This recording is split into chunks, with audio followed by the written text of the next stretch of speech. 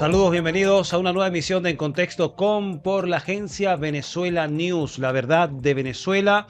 Le saludo a este servidor Carlos Arellán Solórzano, complacido como siempre de que nos acompañe en este espacio de entrevistas para conversar sobre los temas de la actualidad internacional y también locales, nacionales. Y en esta oportunidad justamente vamos a hablar sobre una información mm, reciente de nuestro país, pero que también tiene lecturas y repercusiones fuera de nuestras fronteras. Y para hablar sobre ello, sobre lo que fue el anuncio de la elección, de la fecha de la elección presidencial en Venezuela, la cual ya quedó fijada el 28 de julio de este año, tenemos como invitado acá en el set a Wilmer de Pablos, analista político, analista internacional, también fue diplomático, y con esas dos vertientes o características para revisar lo interno y externo también del significado de esta información de importancia política para los venezolanos, pero que también tiene una lectura y señal hacia, hacia afuera. Saludos. Primero, por supuesto, agradecerte, Carlos, la invitación a ti en este programa En Contexto, en estas estructuras hermosísimas que estoy viendo de lo que es Venezuela News y todo el equipo que aquí tras bastidores te acompaña. Y es el primer invitado que tenemos acá en directo. Las otras ocasiones han sido comunicaciones online con nuestros analistas. Así que esta es la primera ocasión con invitado aquí presencial en el set de En Contexto con. Entonces, para mí, por supuesto, un doble honor.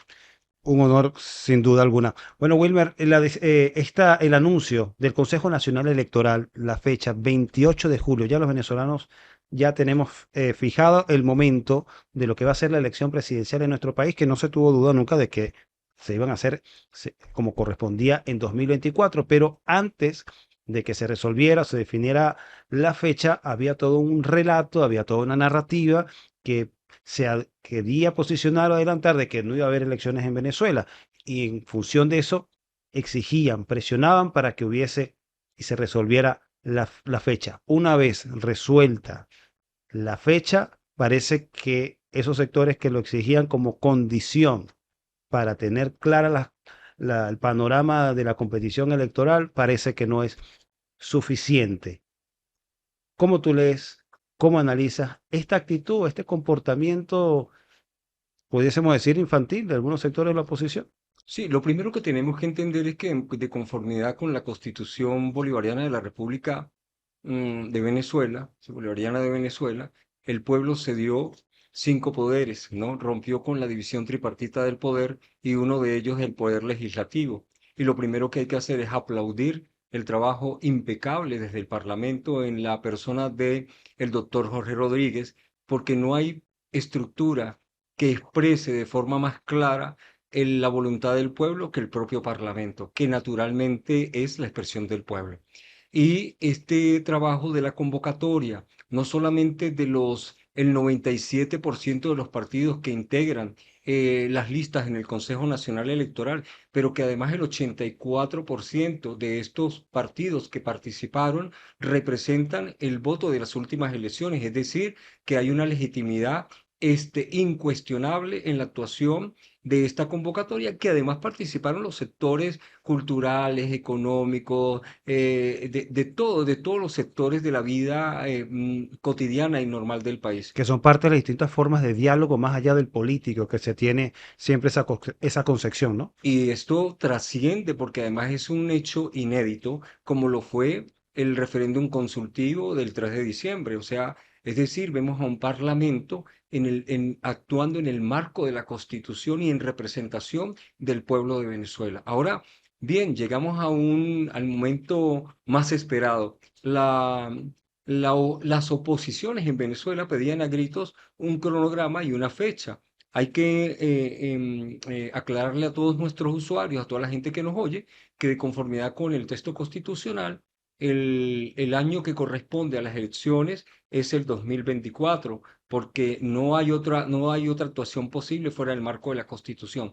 Pero una vez que se presentaron las propuestas, y todos lo vimos públicamente al presidente de la Asamblea, acompañado de todos estos sectores que participaron, entregando la propuesta al Consejo Nacional Electoral, que es el órgano natural, rector de forma exclusiva y excluyente de los procesos de consulta políticos en Venezuela. Y bueno, Ayer nos sorprendieron gratamente en el marco de los 11 años de la conmemoración de la partida física del comandante Chávez y el país en pleno, el mundo entero, tiene claro que la convocatoria a las elecciones será el 28 de julio y no hay que pasar por alto y además decirlo sin complejos que son dos fechas simbólicas, ¿no? Estamos hablando del nacimiento del presidente Chávez, del líder más importante en la región, en Venezuela, lo decimos con humildad, con asertividad, y después de Bolívar.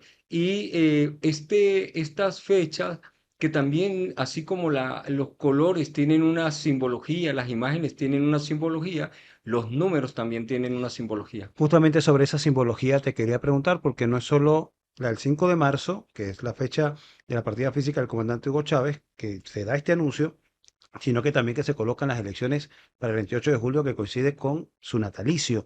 Para aquellas personas que tal vez quieran desde la oposición hacer algún tipo de cuestionamiento a, a lo que va a ser el desarrollo de este proceso electoral, pudiesen impugnarlo o cuestionarlo a partir de estos elementos simbólicos de la fecha, sugiriendo que a lo mejor haya algún elemento de partidización de lo que va a ser la elección del 28 de julio. Sí, volvemos al mismo punto inicial, ¿no? Hay que entender las oposiciones. Sabemos que un sector de la oposición que es democrático participó y mal podría no aceptar o cuestionar después de haber participado en un proceso que acabamos de describir. Bueno, Pero disculpa que te interrumpa, cualquiera que crea que tiene los números suficientes para ganar una contienda le es indiferente la fecha, ¿no? sí, claro, por supuesto. Y además de esto, entender además que hay otra oposición, que es una oposición extremista, que es una oposición radical, que no pudiéramos sentir temor al decir una oposición que es fascista, ¿sí? Que además normalmente está acompañada ni siquiera de un partido, porque cuando nosotros hablamos a quienes la constituyen, estamos hablando de un movimiento que ni siquiera está inscrito en el Consejo Nacional Electoral, o sea, no tienen cualidad, no tienen el prestigio, no tienen el reconocimiento por toda su propia historia en Venezuela para descalificar al Consejo Nacional Electoral por la fecha y además entender que no importa cuál fuera la fecha, igual lo iban a cuestionar porque detrás de esa actuación, de esa derecha fascista, extremista, que no cree en la democracia, igual tiene una agenda paralela, una agenda oculta y que ya la hemos visto y que es del conocimiento del venezolano y del mundo entero. Y hay que remarcar, llamativo, que esta fecha, este cronograma electoral fue aprobado por unanimidad de los rectores del Consejo Nacional Electoral, los cuales tienen una configuración también de afinidades políticas que, que son enfrentadas y aún así fue unánime la Claro, aprobación, ¿no? entendiendo que el Consejo Nacional Electoral tiene un directorio que no es uniforme, que no es simplemente actores del Partido Socialista Unido de Venezuela, sino que ahí confluyen casualmente la representación de esa otra democracia que nosotros consideramos y respetamos y que además pedimos que de verdad presente un plan, un proyecto en el marco de la democracia, en el marco de los intereses nacionales y patrióticos de nuestro país, por supuesto. En el plano regional, global, Wilmer, la importancia de estas elecciones para la geopolítica, para el perfil, el peso o la actuación de Venezuela en el plano regional e internacional. ¿Cuánto pesan estas elecciones? ¿Cuán importantes son? Y sus resultados, ¿cómo seguirían determinando ese, esa relevancia? Cuando nosotros hablamos de la región, estamos hablando del sur de América, o sea, de América del Sur. Sabemos que existen 12 países en la región y entre ellos podemos señalar a Ecuador, Perú, Chile, Argentina, Uruguay, Paraguay, Surinam y la República Cooperativa de Guyana, entre otros, Y hay una que Guyana francesa, una colonia por ahí en Francia que exactamente muchas una veces no se colonia. menciona, parece un lugar gris ahí como que no Pero sin existiera. embargo, lo menciona como un país de decimosegundo para no excluirlos, ¿no? Sí, entendiendo que es vergonzoso que a estas alturas exista colonización o neocolonización, que creíamos términos ya desfasados, proscritos del lenguaje de la política. Sin embargo, existen.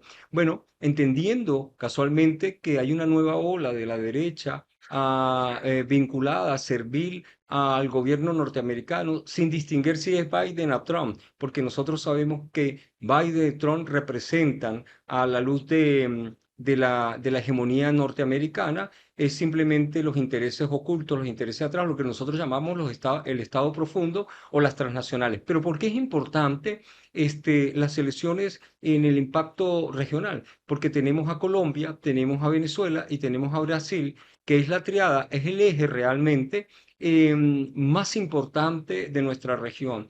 Y ya vemos cómo la maquinaria comunicacional y el imperio norteamericano trata con la ultraderecha apátrida de Colombia sacar al presidente Petro, por supuesto, y respetando la voluntad de un pueblo. Ya vemos lo que ocurre en Brasil, donde se montan unas estrategias con la intención de crear una revolución de colores, con paramilitares, todo esto que han hecho en Afganistán, en Irak, en Libia, en Siria, como parte de la estrategia norteamericana para tomar control de sus recursos. Y por supuesto, Venezuela no escapa a esto. Venezuela, nosotros vimos recientemente el trabajo extraordinario del gobierno de Venezuela cuando se metió a los barrios y acabó con todos esos planes, lo que pretendían hacer desde las cárceles. Entonces, ¿por qué es importante en el contexto? Bueno, porque nosotros somos el eje que está llamado a entrar y dar el paso en el nuevo orden mundial. Carlos, es muy importante resaltar en este punto que Venezuela formará parte del bloque del BRICS, es decir, del BRICS más por el ingreso de estos últimos 5 países en enero, en el marco de la actuación del presidente Putin de Rusia, hoy con la presidencia pro tempore. ¿Qué significa para Estados Unidos la reelección del presidente obrero Nicolás Maduro Moros? Significa que sigue siendo en el concepto de su visión la amenaza inusual y extraordinaria, es decir, el gobierno, el pueblo y el país que no se arrodilla ante los intereses hegemónicos.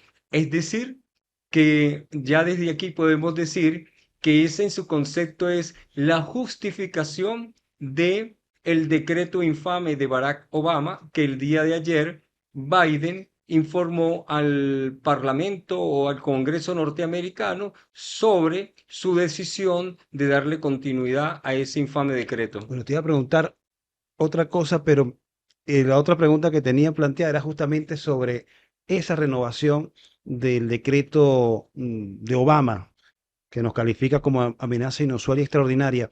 ¿Es casual que se haya decidido esto el mismo día en que el Consejo Nacional Electoral anuncia la fecha de las elecciones? ¿Cuál lectura le das a esta decisión, a esta maniobra? Tomando en cuenta que una también de las consignas desde la Revolución Bolivariana es que si los Estados Unidos, Europa, quisieran en realidad que en Venezuela se realizaran unas elecciones libres y democráticas, también eso incluye libre de sanciones, porque eso es una coerción, eso es un chantaje, eso es una pistola en la sien o la cabeza de los venezolanos. Entonces, ¿cómo si estás en el discurso, en la narrativa, apelando a esos adjetivos, a esos objetivos, estás insistiendo en ese mecanismo que Venezuela en su mayoría rechaza?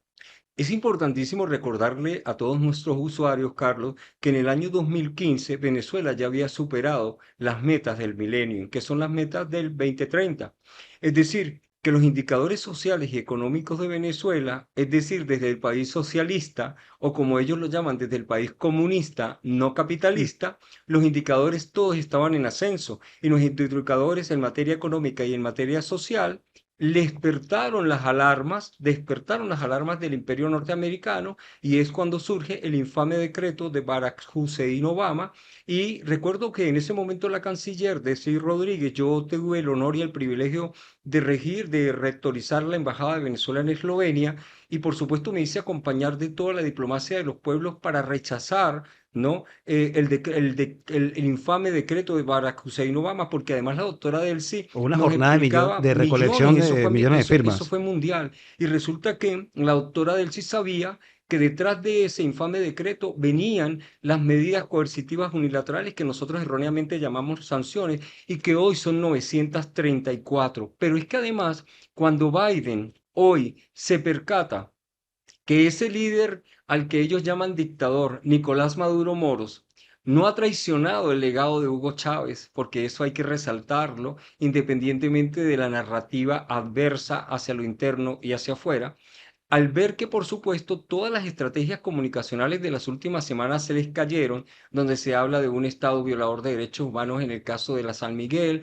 donde se habla de un Estado que no es respetuoso de la soberanía en el caso de Chile, donde se utiliza una narrativa con el tema de la República Cooperativa de Guyana, haciendo ver que Venezuela es el gigante y Guyana es la pequeñita y que qué terrible lo que le están haciendo. Con todas esas narrativas se caen, pero es que además hay un consenso a lo interno de qué parte de la actuación impecable de la Asamblea del Parlamento venezolano y que se fija una fecha, no le queda otra opción porque están en medio de una gran desesperación. Estados Unidos se encuentra en la situación más crítica en lo económico, en lo financiero, hacia lo interno. En Estados Unidos realmente ocurre una guerra civil, solo que comunicacionalmente no existe el relato. Un país que tiene 350 millones de habitantes, pero que en sus calles son las armas superan 450 millones de armas en la calle. Estamos hablando de un país totalmente armado, donde todos los días nos enteramos por los medios de que mataron en esta escuela, de que no sé qué hubo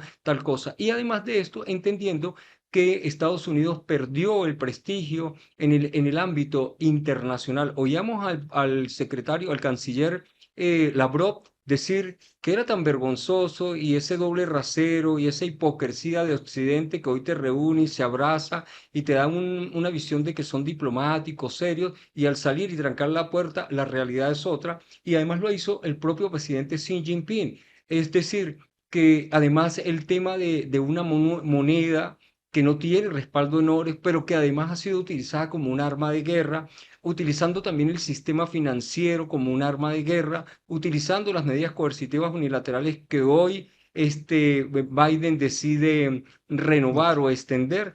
Estamos en presencia, la lectura es que ellos tienen claro, de acuerdo a sus propias proyecciones, por ejemplo, que Poder o la, desespero es que eso. no, eso es desesperación, que la candidata propuesta por ellos de acuerdo a las últimas encuestas que ellos mismos hicieron desde Colombia, no supera ni siquiera un 12%. Es decir, recordando y citando al presidente Hugo Chávez, no tiene ranking. Entonces, claro, todas las estrategias a lo interno, todas las estrategias comunicacionales se cayeron y frente a esos desesperados vuelven nuevamente y ratifican el infame decreto en perjuicio de nuestro noble, hermoso y valiente pueblo. Tú estabas mencionando la relevancia geopolítica de la continuidad del presidente Nicolás Maduro en la presidencia de la República, lo cual se va a resolver el 28 de julio. ¿Qué significa la permanencia de la Revolución Bolivariana en el gobierno de la República Bolivariana de Venezuela? Pero ¿qué significaría en caso hipotético de que suceda lo contrario, como para tomar dimensión o escala de lo que se estaría midiendo en esa elección, para tener la vista en el bosque, más allá De la de fachada. la fachada o los árboles, que hay dificultades internas que también hay que atender, que también hay que tomar en cuenta en el análisis, pero también hay que tomar en cuenta una visión en perspectiva de lo que va a significar esa elección. No se trata de cambiar a uno u otro para resolver X o Y problema de la esquina, la calle, el hueco en la esquina, el bote de agua, que son requerimientos que exigen solución por parte de las personas, los temas económicos que son de importancia vital para los venezolanos, pero también hay algo más allá que debemos tener también en cuenta y en perspectiva.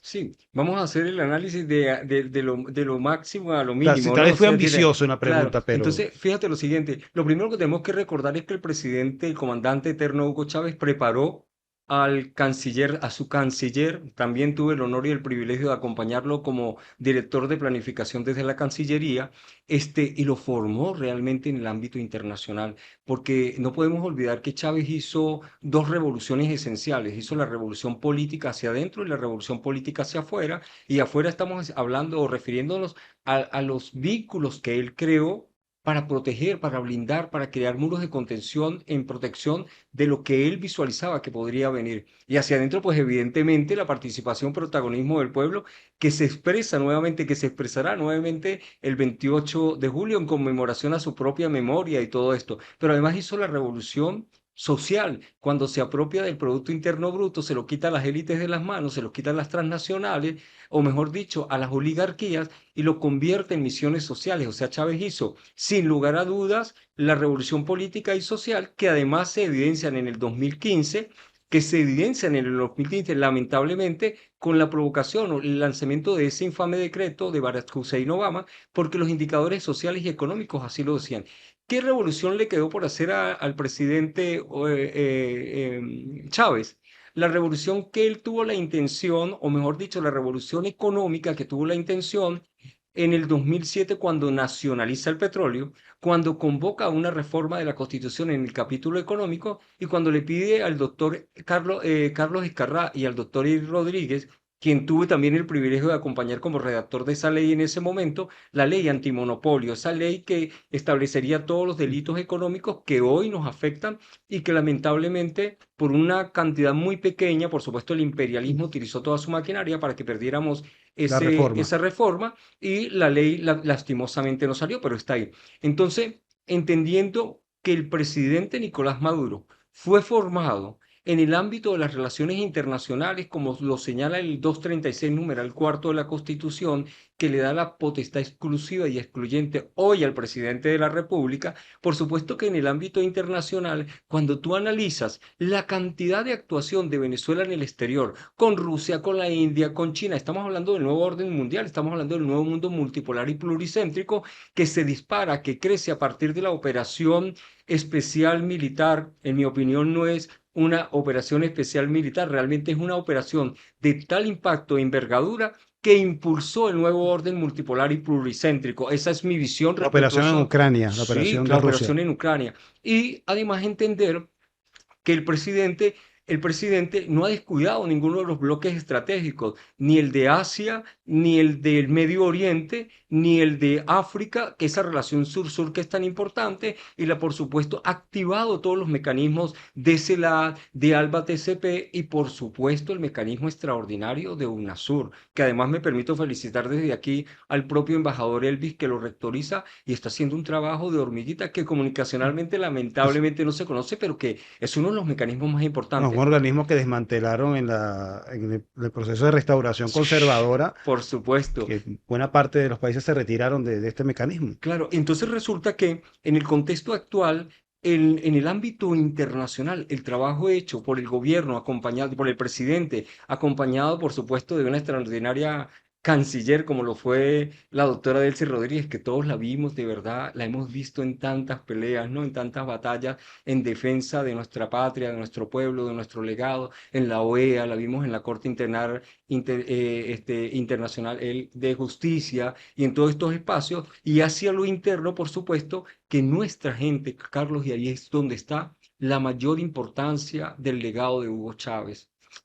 El presidente Hugo Chávez con su verbo comunicacional, que además nos enseñó a todos a ser comunicadores. Yo soy abogado de profesión, especialista en distintas áreas del derecho. La vida profesional me ha llevado a los espacios diplomáticos, del análisis internacional y Y todo. comunicacionales también. Pero el hecho de la comunicación política es sobrevenido del simple verbo de oír al presidente los domingos. Mira, Carlos, y es increíble, tú te metes a cualquier espacio popular en Venezuela y la narrativa, el verbo de nuestro pueblo es impactante. Pero, ¿qué es lo más importante del verbo y la narrativa comunicacional en el orden político? Que solo basta oírlos para uno entender por qué no funcionan en Venezuela las recetas neoliberales que practicaron desde Yugoslavia con la revolución de colores aplicando la receta de Jim Char a lo último que han hecho en el Medio Oriente con Palestina y todo eso. ¿Por qué?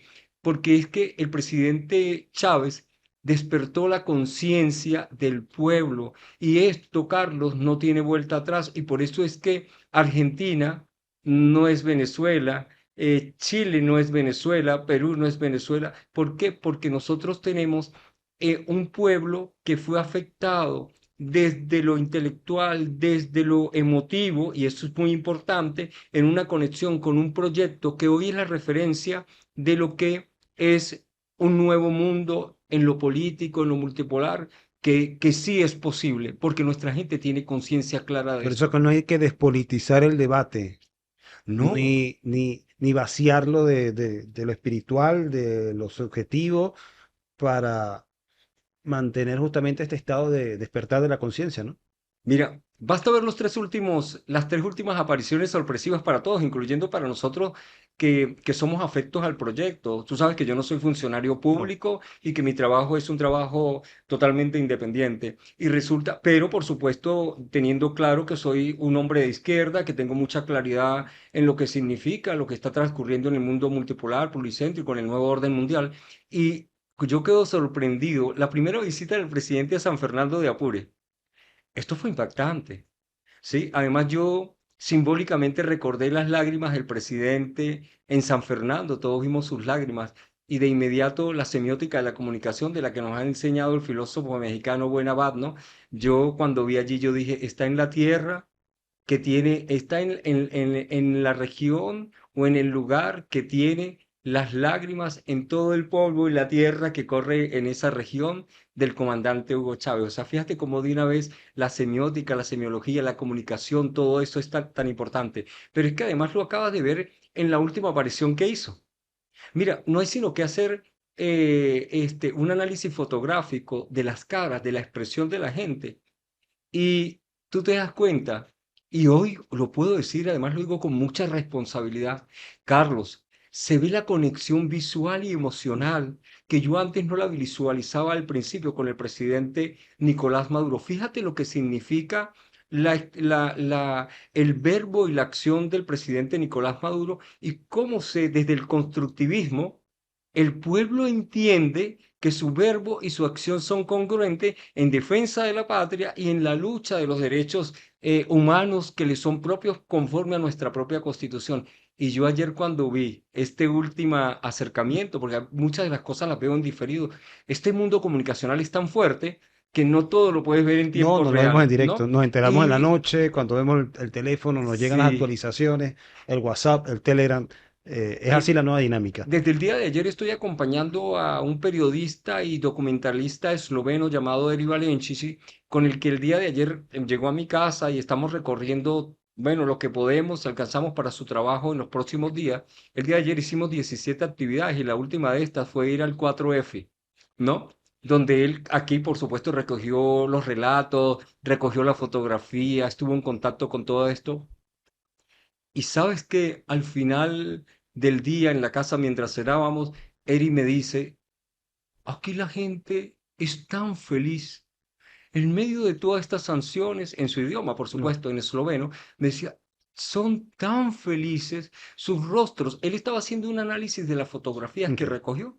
Y cuando empieza a ver las fotografías, sabes, cuando ya tú las metes en computadora, empleada y todo, esto lo tenía impactado. Escribió como hasta las 3 de la mañana. Entonces fíjate lo que significa, el error que significaría para nosotros desde el discurso despolitizar, además entendiendo que todas las políticas públicas son políticas. Es decir, cuando hablas de educación, cuando hablas de vivienda, Claro, pero cuando hay hablas una de... intención desde la otra acera de vaciar el debate de política, de vaciarlo de lo emotivo, Y de lo ahí, y, subjetivo, para agredir a través de esos mecanismos o filtrar ese otro tipo de mensaje de desánimo que también es un mecanismo de guerra para bajarte a ti prácticamente los dispositivos personales y tus herramientas para poder resistir y ahí, a, y ahí a es, ese tipo de embestida invisible. Y ahí es donde está el aporte histórico que nosotros estamos haciendo.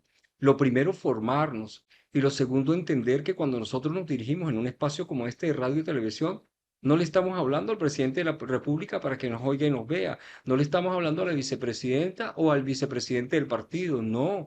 Nuestro trabajo, conscientes de lo que significa la guerra híbrida de cuarta y de quinta generación, o como lo llaman la guerra cognitiva, ¿no? Nosotros somos la ofensiva, estamos al frente en esa guerra comunicacional y estamos obligados, primero, a formarnos, segundo, a ser muy responsables en estos espacios, pero lo más importante es que nuestro lenguaje tiene que ser llano, transparente, lo más claro, para que sea lo más potable posible, con la única intención de que nuestro pueblo no es que tenga conocimiento, no, no, ese no es el fin último, es que se apropie del conocimiento, porque, como lo dice el maestro y asesor del presidente Putin, que se llama Alexander Dugin, no es posible la defensa en ningún territorio y en ningún país si nosotros no entendemos que todo parte de la geopolítica. Acaba de publicar un libro que se llama Tratado de la Geopolítica o Fundamentos y Principios de la Geopolítica. Ya se lo acabo de hacer llegar al amigo Adán Chávez, ¿no? De parte del maestro Dugin, donde él nos dice que nuestro trabajo fundamental está en que nuestro pueblo se apropie de la visión geopolítica. Sin visión geopolítica no es posible la defensa de ningún proyecto. Y nosotros, los comunicadores como tú y yo, estamos obligados a hacer ese gran esfuerzo porque nuestra gente se apropie del conocimiento. Ese es el fin último de la comunicación política. En ese fin último de la comunicación, nos resta ya un par de minutos, Wilmer. Si tuvieras que conversar con alguien de la calle que tal vez está indeciso sobre, primero, ir a participar y segundo, por quién votar, si tú tuvieses que conversar con él y darle, ofrecerle una serie de argumentos en materia llana para convencerlo de la importancia de este proceso, más allá de lo local, sino lo trascendental y que le impacta a él, ¿cuáles elementos apelarías para convencerlo y persuadirlo? Lo primero que haría es mostrarle casualmente, siendo congruente con lo que acabo de decir, la realidad de una Palestina asediada por el Estado sionista que simplemente comete a los ojos del orden mundial un etnocidio, arrinconando a un pueblo con la mayor inhumanidad posible. Son realmente sionistas.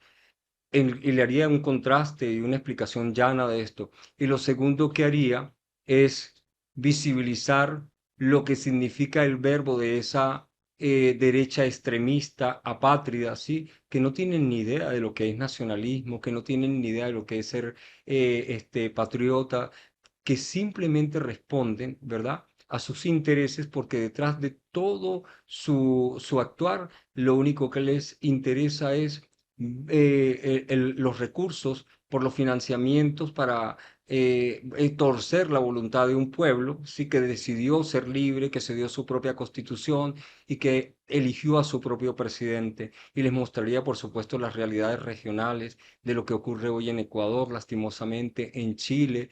En Argentina es vergonzoso, lo decía Marcelo Guyó. Por cierto, hoy Stalin está cumpliendo, se está conmemorando, ¿no? Stalin, que fue el padre creador de lo que se conoce como la insubordinación fundante, que es que nosotros tenemos que entender que tenemos que ser soberanos en todos los sentidos, en alimentación, en seguridad alimentaria y todo esto. Y Marcelo Guyó, que es un extraordinario hombre argentino, nos dijo hace meses que estábamos a punto de presenciar la muerte del Estado argentino y de verdad que no se equivocó. Entonces, los invitaría simplemente a reflexionar en el sentido más llano, en la visualización, en el orden mundial y en el orden regional. Hacer un contraste sería ese ejercicio y Permitirles discernir, darles herramientas para que ellos tomen sus propias decisiones en el entendido de que es su participación y protagonismo en procesos electorales tan importantes y además que nuestros propios indicadores muestran cómo el pueblo no despertó y participa de todas las elecciones en Venezuela. yo le agregaría, y disculpa ahí, que agregue a tu argumentación, no estoy diciendo que esté equivocado o no, pero yo agregaría también el valor de la paz, la tranquilidad, la predecibilidad de algunas cosas que tenemos los venezolanos, de que nos podemos levantar mañana, tomar la camioneta, dejar a los niños en el colegio, ir al trabajo, volver a casa y Fundamental, volver además, sin la incertidumbre de un conflicto en fundamental. ciernes, una bomba que vaya a caer lamentablemente en alguno de estos edificios que están atrás, el barrio, una guarimba, una barricada en la calle. Creo que eso ha sido logrado, Carlos, consolidado en revolución y es fundamental. esa variable es fundamental, pero es que además no solamente es que la variable es fundamental, volvemos al constructivismo. El presidente de la República dijo garantizar la paz, pero es que su accionar, su verbo y su acción son congruentes. Bastó simplemente convocar a un proceso constituyente y al día siguiente la realidad política, la Así. realidad de la paz en una región que acaba de ser ratificada como una región de paz, donde no podemos permitir el nacimiento de un nuevo conflicto como pretenden hacerlo a partir de la República Cooperativa de Guyana con esas transnacionales petroleras, porque no podemos permitir que Latinoamérica se convierta en Europa con Ucrania o en el Medio Oriente con Palestina e Israel o en un Asia con el tema de Taiwán o más allá con Corea del Norte. ¿Por qué? Porque Estados Unidos tiene abierto muchísimos frentes y por supuesto ese nefasto decreto 3682 del 5 de marzo del año 2015 no jamás podrá acabar con nuestra paz, pero además de esto es que cuando miras los indicadores en materia de alimentación, por ejemplo, el venezolano, nuestro pueblo, ha sido capaz de superarlo todo y no podemos dar un paso atrás. Y esto es quizás el logro más importante de este momento, la paz. Y ya como epílogo, esto sin desconocer que sigue habiendo dificultades, pero que solo podrían ser resueltas en paz. Sin la paz, el resto de los problemas que tenemos los venezolanos, consecuencia de la agudización de las sanciones y otras generadas, como se ha reconocido por parte del presidente de la República, para algunos temas de gestión de funcionarios indolentes o de funcionarios incompetentes.